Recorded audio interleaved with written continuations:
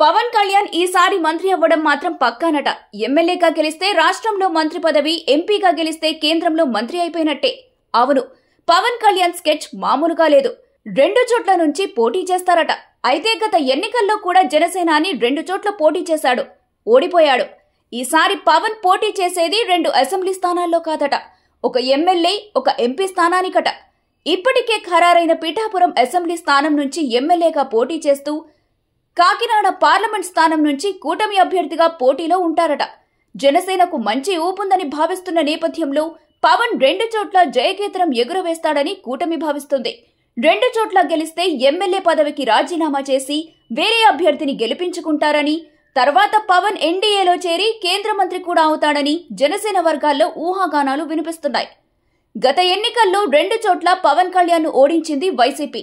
అందుకే ఈసారి కూడా పవన్ పై పోటీకి ధీటైన క్యాండిడేట్ ను డిసైడ్ చేసి బరిలోకి దింపాలనుకుంటుంది వైసీపీ. పవన్ కళ్యాణ్ గత ఎన్నికల్లో 2 అసెంబ్లీ సీట్లలో పోటీ చేశారు. గాజువాక, భీమవరం స్థానాల్లో పోటీ చేసిన ఆయన 2 చోట్ల ఓడిపోయారు. ఎంపీగా ఎన్నికైతే కేంద్రంలో మంత్రి పదవి తీసుకునే అవకాశం కలుగుతుందనే ఆలోచనలో పవన్ ఉన్నారట. బీజేపీ పెద్దల కోరిక మేరకే పవన్ ఈ నిర్ణయం తీసుకున్నట్టు తెలుస్తుంది.